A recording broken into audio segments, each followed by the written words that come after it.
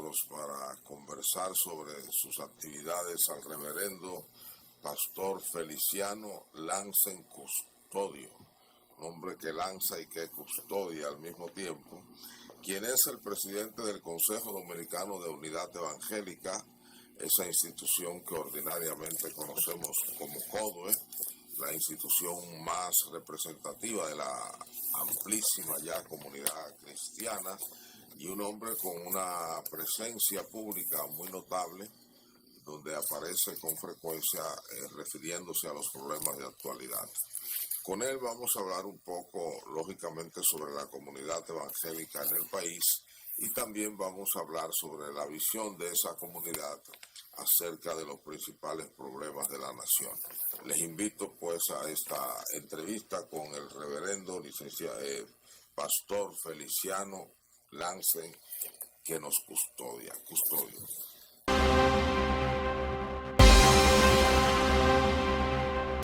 Reverendo Feliciano Lansen, siempre me encuentro extraño su apellido, y Custodio, que es mucho más común.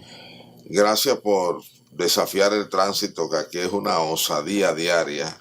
Es casi el desayuno de la mayoría de los dominicanos, tanto los que manejan como los transeúntes.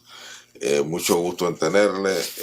Usted es una persona de mucha presencia en la vida pública, tanto por iniciativa propia. Veo que a veces ofrece declaraciones a través de YouTube, y es muy buscado por los medios de prensa para opinar sobre los distintos temas del país, porque usted está en una situación que yo digo que es privilegiada.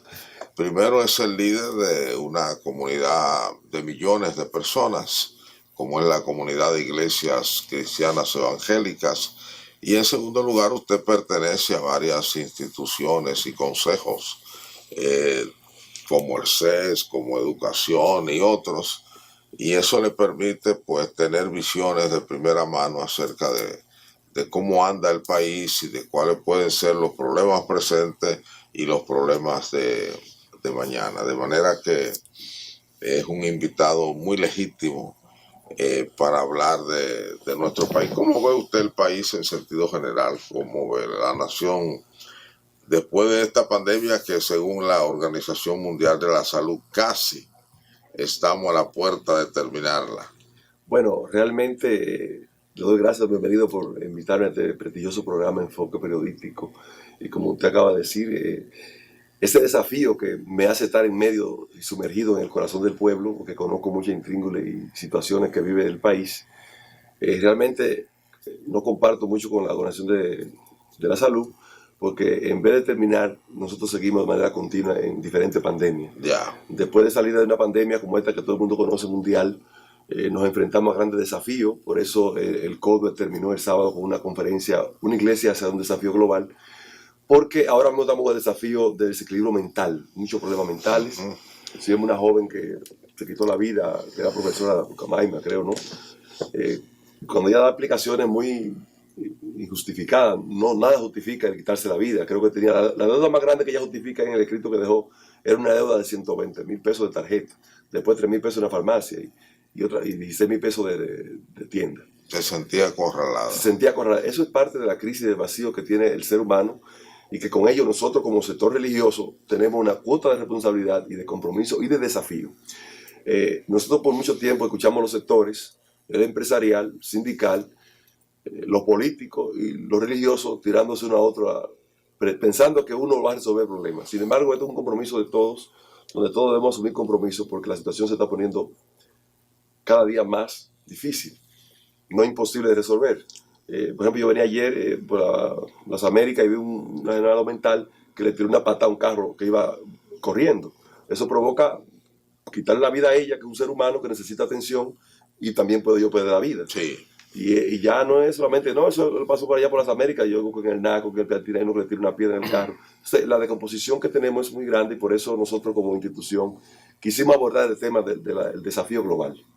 Y esa abundancia de males mentales que algunos atribuyen a una especie de efecto post-pandemia, ¿Se siente también en la comunidad cristiana? ¿Ustedes lo viven con miembros de vuestras iglesias? Mira, gracias a Dios la comunidad cristiana todavía mantiene su autoestima muy alta, porque como todo el mundo tiene que saber que el ser humano tiene un vacío que lo debe llenar con algo.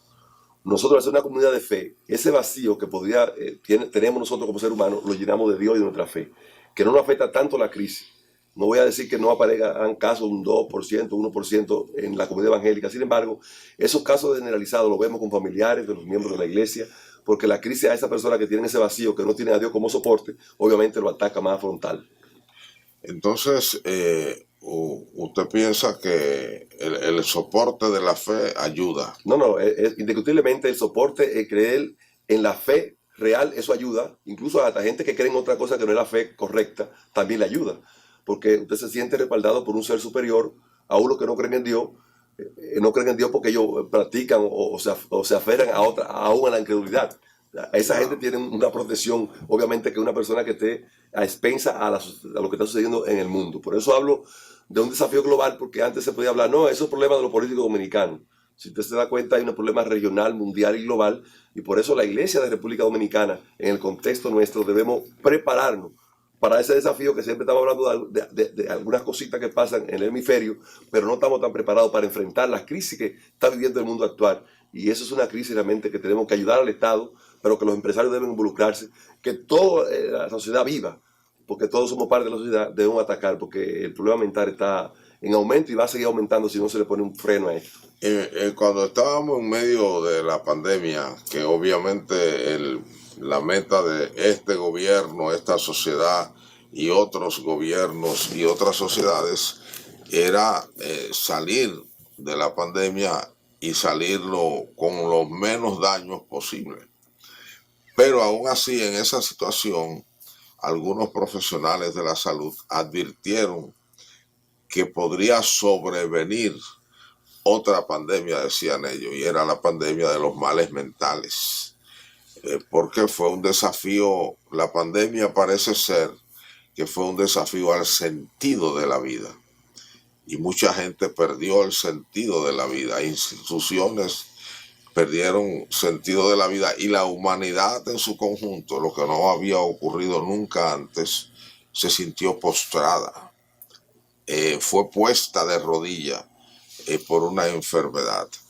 Sin embargo, a pesar de esa advertencia de los profesionales de la psicología y de la psiquiatría, poco se hizo en la sociedad dominicana en su conjunto para después de la pandemia del virus enfrentar la pandemia de los males mentales. Realmente es una pena que ni se hizo ni se está haciendo muchas cosas por lograr fortalecer el colegio de psicología, de psicólogos, ¿no? Porque es la ciencia que puede ayudar y coadyuvar a uno. Nosotros como religiosos trabajamos eso diario, sin embargo, se necesitan los especialistas en este momento y que se necesita apoyar.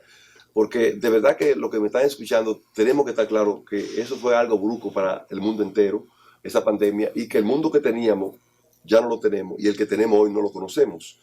Bajo ese desafío tenemos que aclimatarnos. Nosotros como gente de fe somos optimistas y sabemos que estamos saliendo bien y vamos a salir mejor todavía fortalecidos. Sin embargo, hay un grupo de gente que no estaba acostumbrado a este sistema de vida que hoy se pronostica luego del COVID-19, a lo que se necesitan fortalecer, y para eso están los grupos religiosos, los profesionales de la materia, para poder coadyuvar al Estado Dominicano, que somos todos. A veces cuando hay un gobierno que está gobernando de turno, un partido político X, el que sale se está riendo diciendo no, porque la culpa es de que está. Cuando ese que está sale, le echa la culpa al que llegó. Y por eso la República Dominicana hay grandes males, con grandes deudas, porque vivimos tirándonos la pelota uno a otro. Eso ha ocurrido no solamente en el sector político, sino que todos somos corresponsables, porque aún el sector religioso, comunidad de fe, también ha tomado ese vicio, porque somos todos parte de la colectividad. Pero sí hay que tomar atención a la salud mental como sociedad, como religiosos, como políticos, que nos preocupemos un poco más por el ser humano. Cuando hablamos de salud mental, estamos hablando de que el número de suicidios está preocupando a la sociedad en su conjunto. Mucha gente, y dentro de esta, muchos jóvenes optan por quitarse la vida. Y siempre hay la gran discusión de si es un ejercicio de valentía o si es un ejercicio de cero valentía, de doblegarse, de vencerse, de arrear las banderas. Ustedes han constatado, han verificado que en la comunidad cristiana hay suicidio aquí en el país. En el país han ocurrido, pero muy mínimo. El día pasado vino una muchacha que se ahorcó solamente porque terminó la relación con sus novios. Y ya eso pues le hizo, pero en la comunidad evangélica o de fe, Y eso, ella era cristiana. ella profesaba, iba a la iglesia, porque eso es lo que pasa, que hay gente que profesan una fe, van a la iglesia X y no tan profundamente entregado a Dios. Pero en la comunidad de fe, la comunidad que se mantiene activa, conectada con Dios, eso no ocurre de esa manera. Ahora, obviamente, han estado en aumento en el sentido colectivo los suicidios. Eso es una ausencia de ese amor al prójimo y del desarrollo del ser humano, que debe levantar la autoestima, porque la vida no tiene precio, no importa lo que a usted le suceda, no importa la magnitud de la deuda que te tenga, porque la vida es lo único que no se recupera. De manera que nosotros como comunidad de fe sí estamos motivando los sectores donde está la iglesia y hemos motivado a la iglesia en sentido general para que se mantenga en jornada permanente de oración, pero no solamente la oración que a veces no se puede ver tangible, pero con acciones tangibles que se pueda, con charlas. Tengo entendido que ustedes se apoyan mutuamente. Sí, sí, claro, nosotros nos apoyamos, obviamente. La crisis que está viviendo el mundo nos deja claro que debemos estar unidos en equipo para poder combatir algunos flagelos que suceden en la región. O sea, y como país, la comunidad de fe tenemos el privilegio que gozamos de mucho respeto, como yo digo, de respeto y coexistencia con las demás comunidades que hay en el país. De manera que eso nos ha hecho sentarnos en la misma mesa. Nosotros, como decimos, no rezamos con lo que rezan, pero sí trabajamos. Porque lo importante en este momento es que todos los dominicanos sepamos que somos dominicanos y que todos tenemos un compromiso y una cuota de responsabilidad, que no dejemos todo lo político, sino que criticamos lo político, pero que obliguemos a los políticos a cumplir el rol por el cual ellos fueron elegidos, y que en todo el mundo hay una élite que ministra la recaudación de todos nosotros, y ellos son los que tienen la autoridad de poder colocarlo, que obliguemos nosotros como comunidad y como personas a que esa persona que tiene la responsabilidad de repartir el presupuesto nacional puedan colocar algunas partidas a esos ministerios o a esas agencias o a esas ONG que puedan coadyuvar, como siempre he dicho. Las iglesias, la comunidad de fe son todas un brazo operativo del Estado, no de gobierno. Porque entonces, si me escucha la gente que está en el gobierno, va a decir, vamos a poner a la iglesia ahora para que nos sirva a nosotros como partido. La comunidad de fe está comprometida con el Estado, que el Estado somos todos y que debemos trabajar por un buen Estado, y que se ve que está en una crisis no provocada por un hombre, sino por una globalización que hay mundial. Reverendo, Barna, hay dos Barna, una que se dedica a los estudios empresariales, a formar recursos humanos, incluso hay un capítulo aquí en República Dominicana, pero hay otra Barna que tiene su sede en Estados Unidos, que es una institución que se dedica exclusivamente a hacer estudios religiosos, sobre todos los aspectos, estudios básicamente encuestas, grupos focales, etcétera. Y extrañamente ha demostrado en algunos de sus estudios recientes que en Estados Unidos, después de la pandemia, ha bajado la religiosidad. Un caso que se creía que sería al revés. ¿En República Dominicana hay algún indicio, algún estudio de cuál es, digamos, el termómetro religioso post pandemia? Mira, realmente no tenemos el número real, pero sí también eso ha afectado la gente que iba masivamente a las diferentes iglesias. Obviamente porque la pandemia vino a sacar lo que había en todas las comunidades, tanto económica como religiosa. Ahí vino a demostrar la falta de identidad de mucha gente, y obviamente con ese colapso, ese corte que hubo, como yo puedo decir, un blackout, mucha gente pues reflejaron que no tenían esa identidad y ese apego a la parte espiritual, lo que mucha gente desertaron de la fe. Iglesias que muy mínima cerraron su puerta, porque iglesias que estaban acostumbradas a depender de una parte económica para sostener el ministerio. Sí. Por eso siempre hemos dicho que la comunidad de fe debe depender de ser autosostenible, y que su fin principal debe ser la devoción a Dios, porque cuando se pone un ministerio con fines de lucrativo, cuando ese fin se ve menoscabado usted se le quitan las aspiraciones y cierra las puertas. Sin embargo, las iglesias tradicionales, los concilios, mantuvieron, aún con quizás no la matrícula normal, pero se ha mantenido. De manera que en la República Dominicana podemos decir que ha bajado quizá un 5% el día a día de la iglesia, pero ya nuevamente que ha pasado esta pandemia, que tenemos un tiempo largo, se han ido incorporando nuevos actores, las personas, aunque no como nosotros pensábamos. Nosotros pensábamos que iba a ser algo avasallante cuando se abrieran las puertas de la iglesia, pero realmente nos sorprendió a todos, no fue así. Pero con todo y eso, la iglesia en la República Dominicana ha mantenido sus principios, sus valores y las puertas abiertas de la mayoría de los templos. Interesante el fenómeno porque un hecho como la pandemia nos ponía y nos puso a todos en debilidad extrema. Y el ser humano ordinariamente recurre a la búsqueda de Dios cuando está en situación bien difícil. Y además aquí en plena pandemia se hicieron algunos esfuerzos religiosos de darle esperanza, tranquilidad a las personas a través de himnos hermosos que se llevaban por las ciudades con la ayuda de los militares. Sí, sí. Y aquel es un cuadro que yo creo que todos tenemos grabado en la memoria y que nos hace recordar la intensidad de esa pandemia. De hecho, bienvenido. Aquello es doloroso todavía pensarlo. De hecho, esa es una de las tipologías que yo le explico a la gente, y cuando me ve dice, pues el pastor siempre dice que la República Dominicana es un país único. No porque nosotros queremos que sea único. Esa es una cosa que marcó la República Dominicana, que en otros países no ocurrió. Exacto. Y por eso la debacle de muchos países en el sentido de la fe es más notable hoy en día y las estadísticas son más palpables. En la República Dominicana, en medio de esa complejidad que hubo y que todavía existe, muchos hermanos que estaban un poquito débiles fueron fortalecidos. Por eso nosotros sabemos que tenemos grandes desafíos, pero también nos sentimos satisfechos con la comunidad de fe, con los líderes religiosos, con las instituciones que existen y también con nuestro Creador, que nos dio la fortaleza y la salida en ese momento tan difícil. Y la iglesia descubrió, por decirlo así, el valor de las redes sociales. Hasta el día de hoy, yo creo que es un ministerio que muchas congregaciones añadieron a su portafolio de servicios porque tienen, bueno, sus cultos se pueden ver por YouTube, por distintas redes sociales. Mira, eso fue algo importante, interesante, por eso a veces la crisis no se ven como crisis, sino como oportunidades. Esa fue una de las oportunidades para nosotros como comunidad de fe, que todavía hay concilios y líderes que usamos la plataforma del WhatsApp para hacer devocional y oración a las 5 de la mañana, por ejemplo, que es imposible con el alto nivel de inseguridad que vive el mundo, que uno salga a las 5 de la mañana de su casa, esos niveles de tránsito. Entonces ya usted hace una reunión de oración o para comunicar algo rápido bajo la vía del Zoom, del YouTube. Sí. De manera que eso fue una gran oportunidad que mediante ese desafío y esa crisis que la gente llamaba, nosotros como comunidad de fe hoy lo vemos como una oportunidad para un crecimiento nuevo. Y en el caso de ustedes pasó lo del resto de la sociedad, les pregunto de que ¿llegó para quedarse o fue algo coyuntural?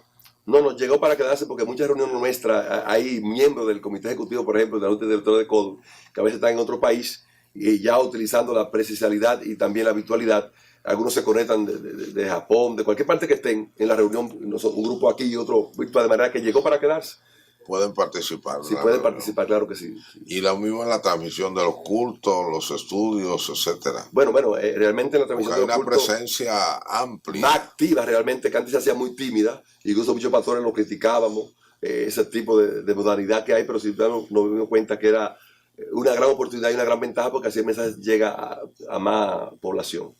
Vamos a hacer una pausa comercial para regresar y poner sobre la mesa algunas preguntas sobre la relación de CODUE con el gobierno. Okay.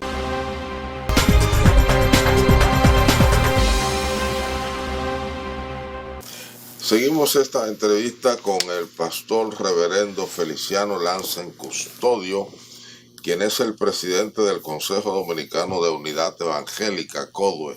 Usted está en su segundo periodo.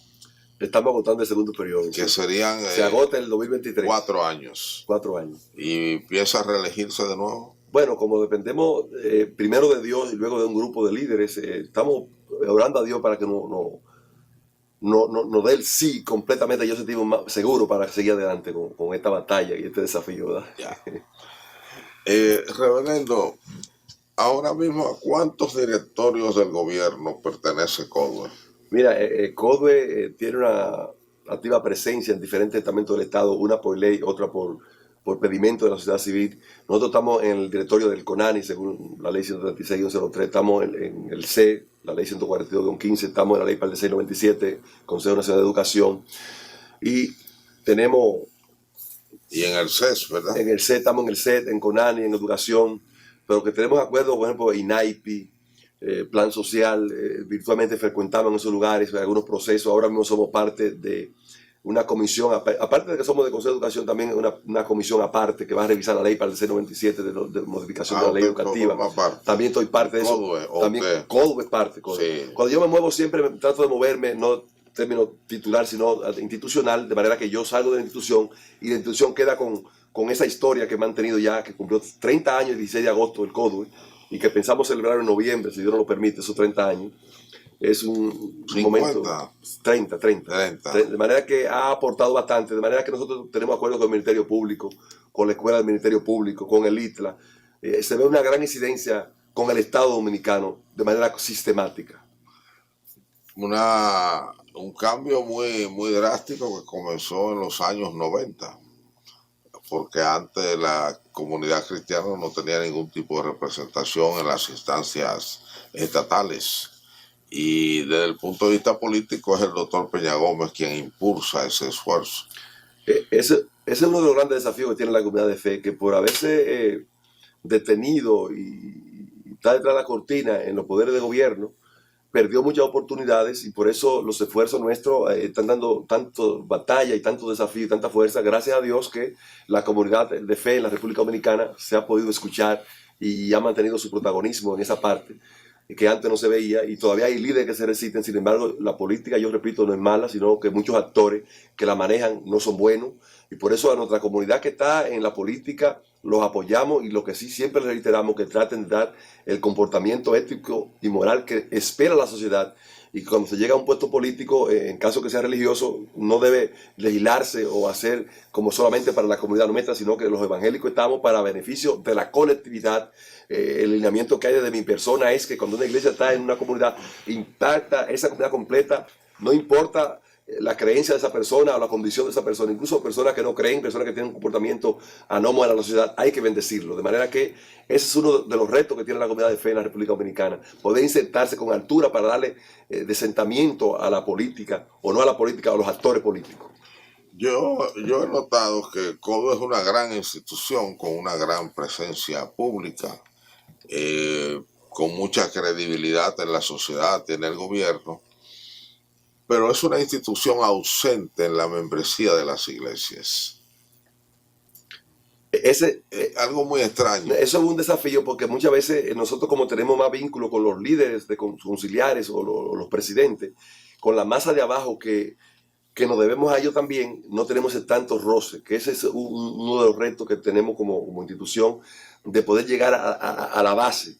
En mi gestión yo he tenido el beneficio y la dicha de que yo he ido a varias provincias, a varios campos. Por ejemplo, estuve en la provincia de Anzoátegui, en un lugar que se llama Sajanoa, con miles de personas en un campito muy lejano, que la gente solamente me ve en este tipo de programas y cree que uno es inalcanzable, no sabiendo ellos que yo me debo a ellos y que soy igual que ellos, y que estoy como vocero de ellos, y que pueden tener la confianza de llamarme o tocarme. Sin embargo, eso no es suficiente. Tiene que toda la membresía, toda la junta de directores de CODU, todos los líderes religiosos, no solamente del CODU, sino otras instituciones que han surgido, que también son válidas, que también todos nos demos un baño de pueblo, que no seamos como los políticos que solamente aparezcamos en momentos de campaña o en una situación aquí para aprovechar. Es un desafío que tiene la comunidad de fe. El Papa habla de pastores que tengan olor de oveja. Ese es un discurso que debe ser nuestro, ¿no? Sí. Pero él también es parte de la comunidad de fe, y sí, ellos como sacerdotes tienen que tener olor a oveja, los pastores también, y todo el mundo, ¿no?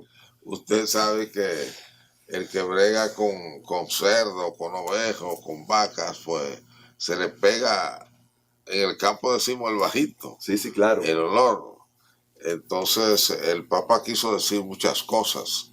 Parece que tenemos un nuevo líder religioso, pastores, reverendos de la Iglesia Católica, sacerdotes, padres, que huelen más a ejecutivos que a ovejas.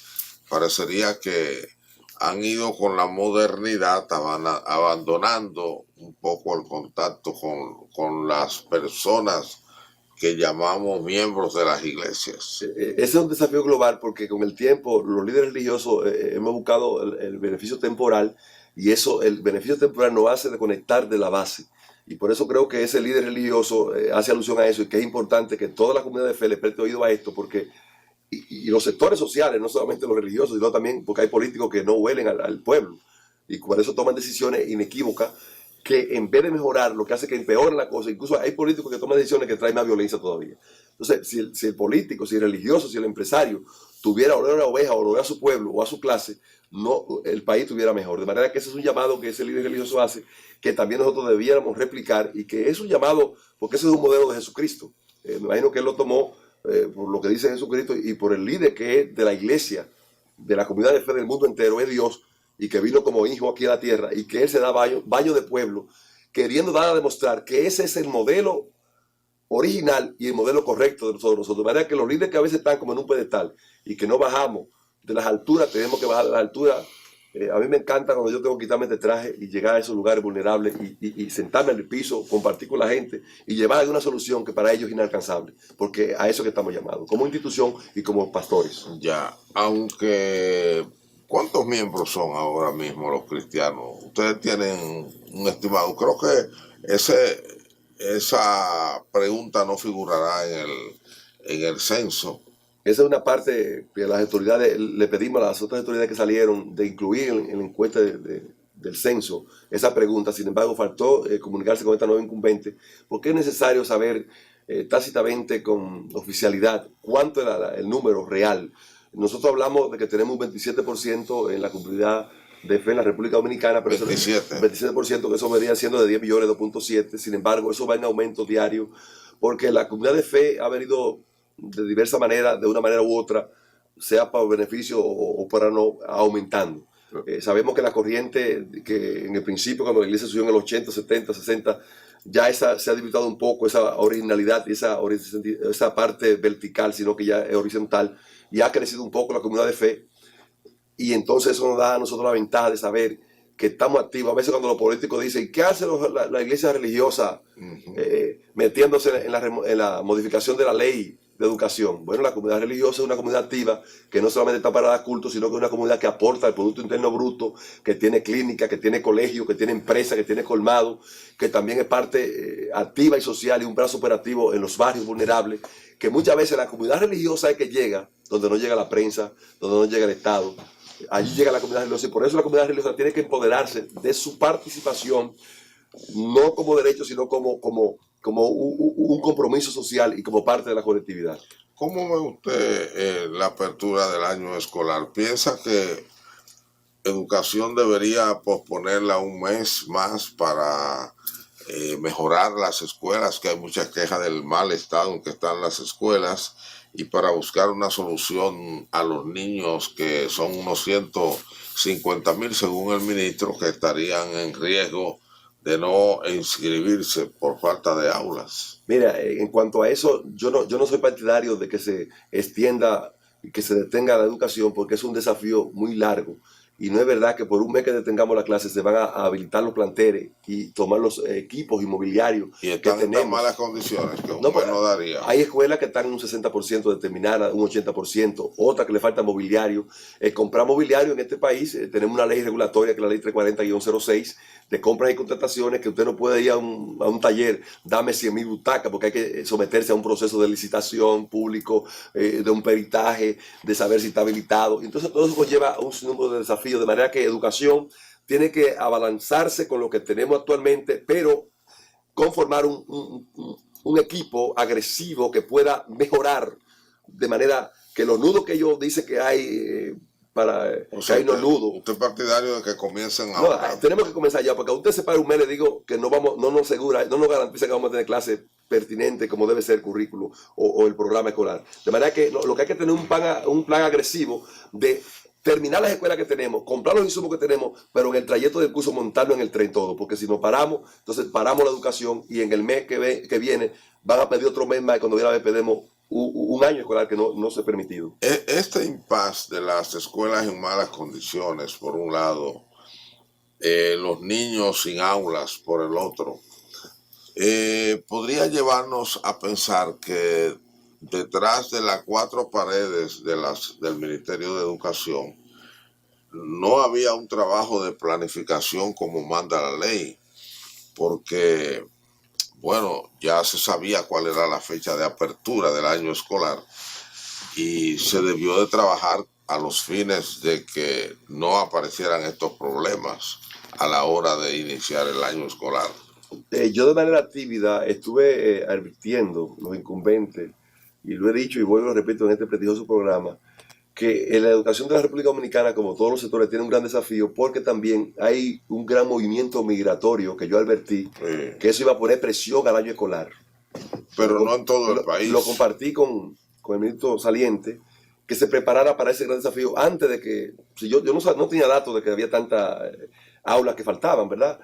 Hablan de unas 150.000, que son muchas como quiera, hasta 100.000 fuera mucho, pero también no podemos ignorar que hubo un gran movimiento migratorio, pero que también a raíz de la pandemia hubieron unos 800 y pico de colegios que tuvieron que cerrar sus instalaciones, a lo que eso provocó un gran desafío y deserción escolar, porque los colegios que antes tenían esa matrícula para matricular a los niños, la perdieron. Entonces, de manera que el desafío no es solamente el Ministerio de Educación. 150 colegios, no, 800. Cerraron. Sí, según la estadística que escuché de Educa, que no tengo los datos, 800 y pico de colegios en la pandemia tuvieron que cerrar, de manera que eso en todo el país, eso es mucho. Entonces, esa carga privada también se sumó a la pública, movimiento migratorio, no hay plan que valga ahí, de manera que es un gran desafío que tenemos como país para poder regular este tipo de cosas. Educación apoyó la televisión en la pandemia, apoyó la radio, pero se olvidó de las mismas escuelas como pequeñas empresas, son pymes, y al no tener ningún apoyo, ningún respaldo, pues se fueron de bruces. Y hoy vamos a pagar esa deficiencia, esa falta de visión, porque ahora los estudiantes que están en el colegio, en los colegios que cerraron, son los que han emigrado hacia la escuela pública. Eso es correcto. Y lo que han hecho que los cupos no den abasto. A la verdad que todos debemos saber que el gobierno de turno ahora, cuando llegó esta pandemia que iba en espiral, todos los esfuerzos y casi todos los sectores nos enfocamos en atender esa algo de la pandemia. Casi todos los sectores nos descuidamos de una parte que luego, donde más se refleja el vacío es en educación, porque obviamente es un año vivo, no es una cosa muerta, sino que año tras año pues son niños más promovidos a otros cursos, llegan más nuevos, nacen nuevos, llegan emigrantes de diferentes países que hay que inscribirlos. Entonces, educación tiene una rotación que quizás los ministros no habían advertido. Ahora por esta situación, esto es una oportunidad para prender el bombillo, que sabe que cada año tendrá un desafío diferente y que hay que prepararse para eso. Y que la planificación debe ir a los detalles. Sí. Porque hay muchos detalles en una escuela. Aparentemente aquí teníamos resuelto ya el problema de la cobertura. De aulas. Sí, de aulas, totalmente resuelto. Nos ha sorprendido a mí. Yo me he sorprendido mucho con, primero, la cantidad de escuelas no terminadas. Y segundo, la cantidad de escuelas con problemas de tipo jurídico, de tipo económico. Uno sabía, porque en mi caso yo era veedor de educación, y uno tenía idea de algunos problemas con algunas escuelas, pero esto es enorme según lo que han dicho las autoridades. Sí, a mí me pasó lo mismo. Yo me sorprendí porque yo fui veedor del proceso cuando estaba en la pandemia del año escolar, y sabíamos que yo me tuve algunos casos de algunas escuelas en algunos campos muy vulnerables que tenían problemas y situaciones, pero no sabíamos la magnitud de la situación. Sin embargo, con esta estadística que se sale ahora, para todos es una sorpresa. Realidad. Y sobre todo cuando se decía que la administración pasada, que si no me era aula que iba a construir, como que estábamos sobrepasados, sobrepoblados de aulas, y ahora encontrarnos con este asunto, pues nosotros, bueno, yo pensaba que teníamos a lo demás, sin embargo vemos que hay una gran deuda con ese sector. Y parece que sí, que hay, no es un fenómeno general. Hay zonas del país donde las escuelas públicas están subutilizadas. Pero ¿qué pasa? Eso no, ni se pueden trasladar esas escuelas a otros sitios, ni se pueden tomar los estudiantes, digamos, de Higüey para llevarlos a Montecristi. No, el desafío es grande, porque precisamente el área de Higüey allí que está una población desbordante también de estudiantes, porque si usted se fija... Ahí tiene una explicación clara, ¿no? Sí, ellos hablan del turismo, y también que hay mucha inmigración. Yo estaba por la del este, allí hay muchos inmigrantes, y todos esos inmigrantes tampoco se les puede vulnerar el derecho de cerrar la puerta, porque no soy partidario de que si yo estoy en un país no se me dé la oportunidad, de manera que hay que buscar la forma, ya si no se buscó antes, no hay que buscar culpables, sino tratar, porque esto es un mal sistémico estructural que hemos tenido por años, que a veces no hay continuidad. Y los colegios evangélicos han sufrido, han tenido que cerrar muchos. En el campo evangélico cerraron solamente en medio de la pandemia como unos 25 colegios, los que están agrupados. De manera que no fue tan drástico. Algunos no operaron como debían operar, pero sí están activos y cerraron como algunos 25 colegios.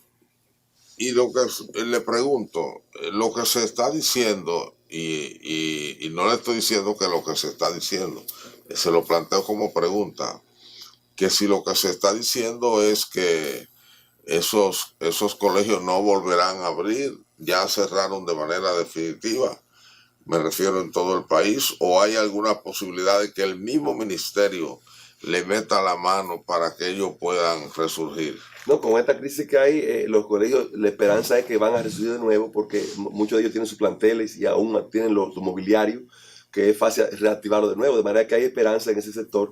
Sin embargo, nosotros como sector social no nos cobijamos en que se llene el país de colegios porque es una educación privada. Sí. La educación privada es un privilegio, no todo el mundo tiene. Aquí la mayoría de nosotros dominicanos tenemos que acudir al sector público y un derecho garantizado que es un compromiso de Estado. ¿No? De manera que nosotros no podemos vaticinar. Lo vemos como una salida mediática de que se apoye a unos 100.000 estudiantes con unos bonos. Sin embargo, hemos dicho que hay que tener cuidado con este asunto porque se puede cualquierizar y también privatizar la educación, que solamente le conviene a un sector, pero a la mayoría de los dominicanos no nos conviene ese tipo de cosas. Bien, se sabe que las iglesias evangélicas, uno de sus ministerios sociales principales es la cantidad de escuelas. ¿Cuántas escuelas hay? Usted dice colegio. Colegio, sí. Bueno, nosotros ahora mismo tenemos registrado una asociación de colegios cristianos que tiene un 336.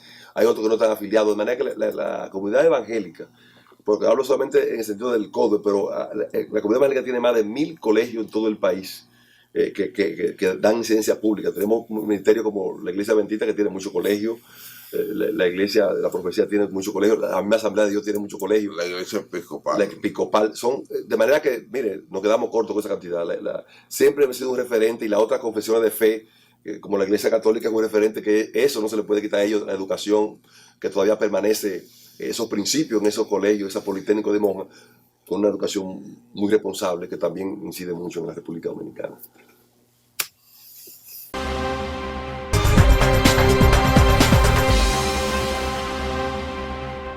Reverendo, en términos de estructura interna, ¿cómo anda CODE? ¿Anda bien o ustedes están ampliando sus roles internamente porque ustedes atienden por un lado a las iglesias, por otro lado a los asuntos que tienen que ver con el gobierno y con la sociedad, que son dos tareas que a uno le parecen muy amplias? Sí, son amplias y agotadoras. Gracias a Dios, CODUE cuenta con un grupo de colaboradores y de líderes que siempre están al servicio.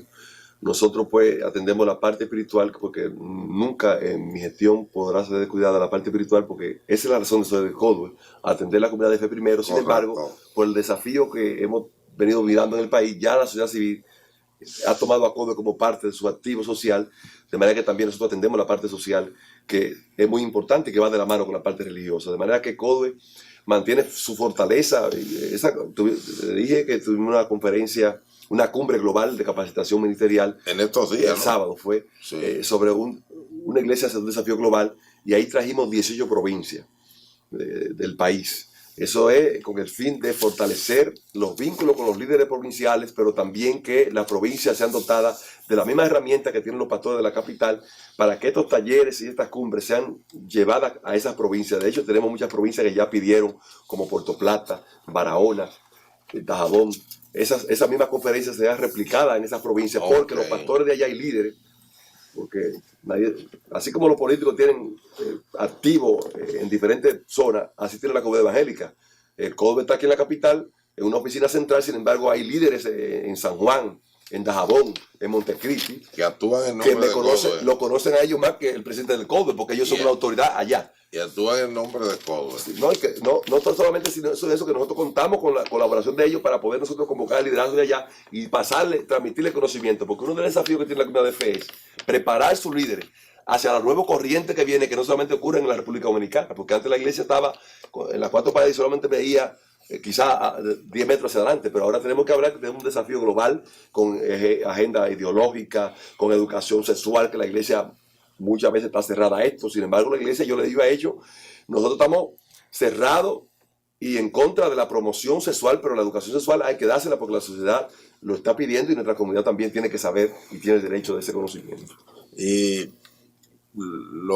yo me refería también a que si ustedes han tenido que añadir comisiones de trabajo para representarle en todos esos organismos, porque me imagino que no a todo va usted o usted va a todos. No, yo no puedo ir a todo. Cuando no voy a alguien, tengo comisión que la mando a representación nuestra. Obviamente tenemos mucho cuidado porque para mantener una filosofía como es el CODUE, una credibilidad durante ya 30 años, el presidente tiene que asumir mucho compromiso o mandar a las cosas puntuales. Debe estar el presidente porque hay cosas que hay que tomar decisiones, como a unos directorios como el CEL, el CONANI, educación, donde el titular tiene que tener la cabeza bien puesta para saber la decisión que se va a tomar en nombre de la comunidad de fe, porque si usted manda a una gente hoy a un evento, mañana a otro, esa persona no tiene ese lazo, ni esa historia, ni ese conocimiento, y puede tomar una decisión errónea que puede perjudicar a toda la comunidad y perder la imagen de la institución.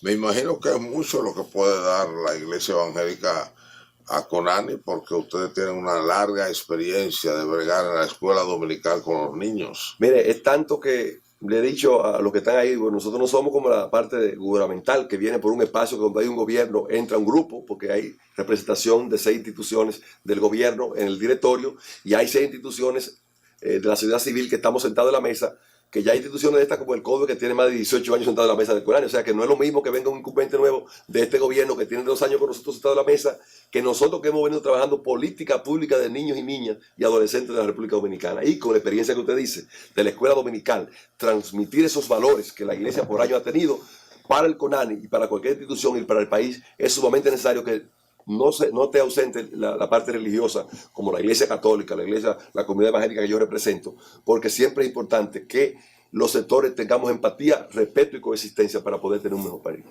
Qué bien.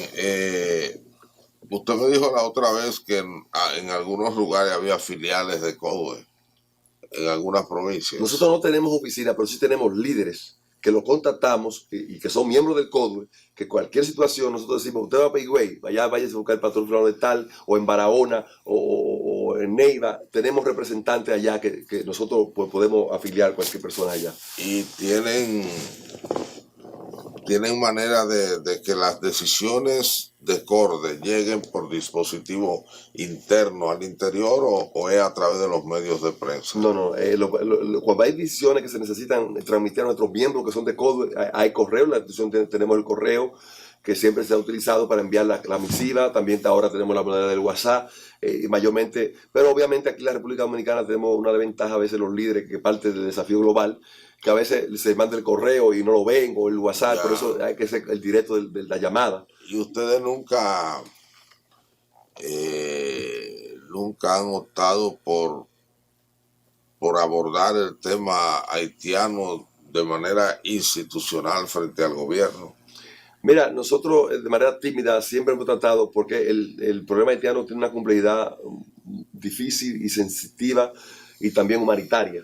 Nosotros como religiosos, con amor al prójimo, sin socavar nuestra ciudadanía, nuestra frontera, lo que siempre hemos sido partidarios, y le hemos dicho a otras administraciones que la frontera, somos partidarios de que se eficientice la frontera y se industrialice para que ellos no tengan necesidad de cruzar de este lado, porque eso es una carga no solamente económica, sino social, muchos comportamientos que a veces, y estadísticas que dan organismos internacionales, no son netos de la República Dominicana. Sin embargo, nosotros estamos cargando con esa estadística, de manera que es una responsabilidad estatal, y nosotros como sector religioso somos conservadores en esa parte, porque tenemos muchos hermanos que son como nosotros, que los amamos y que los queremos, como a todos los dominicanos. Ustedes hicieron un intento hace varios años de reconciliación entre Haití y República Dominicana a partir de las iglesias evangélicas y con la ayuda, creo que, del gobierno noruego. pero aparentemente eso no dio fruto. Mira, como casi todos los procesos con los vecinos, el pueblo de Haití abortan. Es muy difícil trabajar, ellos no confían mucho y entonces ese proceso abortó.